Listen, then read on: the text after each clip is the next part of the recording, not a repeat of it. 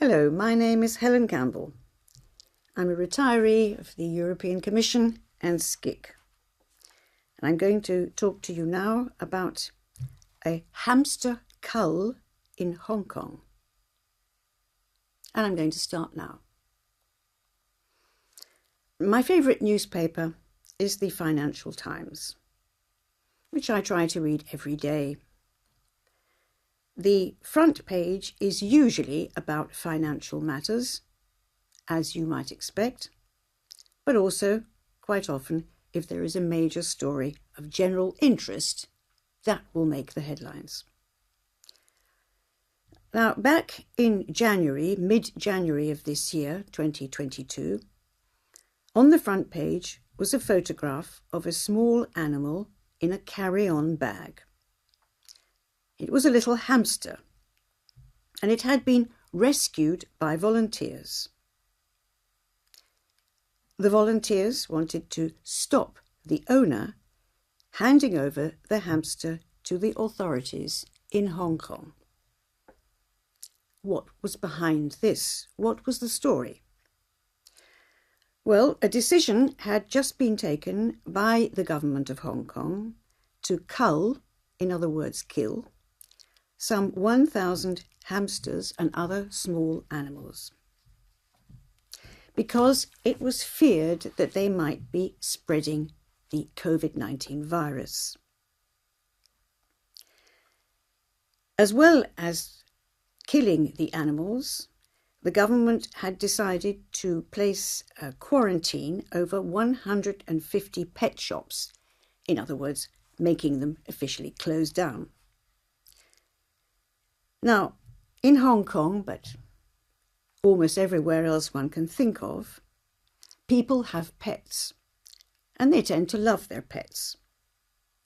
And so, in the case of Hong Kong, there were thousands of people with pets signing petitions, and lawyers were urging people not to hand over their four-legged friends to the state, because we can imagine what fate those animals would meet. Hong Kongers are not allowed to demonstrate on the streets, but they can act, and they did and do.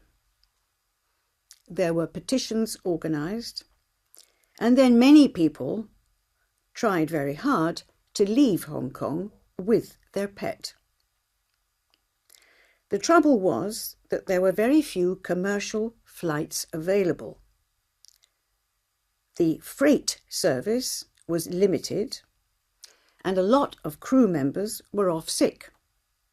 The situation is a little better now, but still not great. So the only option for pet owners was to charter a private plane at the cost of $25,700. That is per person with a pet. And there was huge demand in January.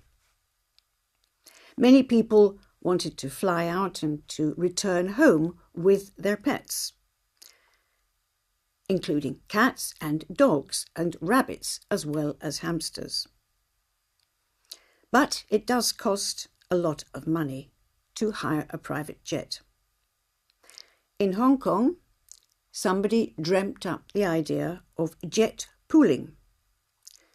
And so a number of people would get together, hire the jet, and then could get out with their pets.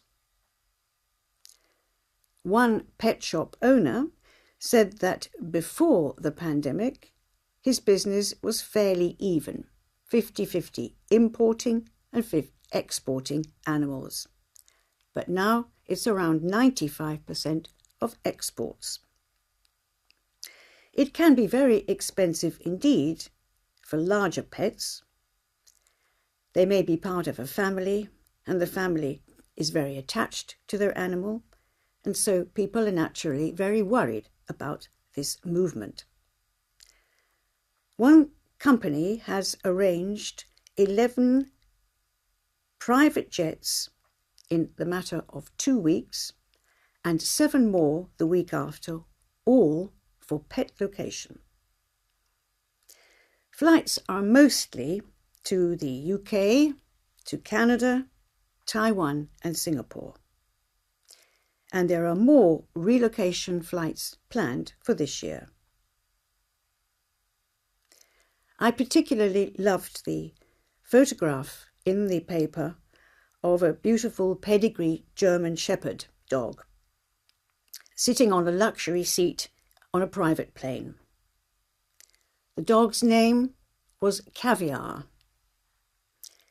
and the owner had been desperate to take Caviar out of the country and had waited to get on a flight, but finally decided that a private plane was the only way that such a sensitive dog could travel. Now, I do love dogs myself, and I very much hope that Caviar has now settled comfortably in wherever he is. Thank you.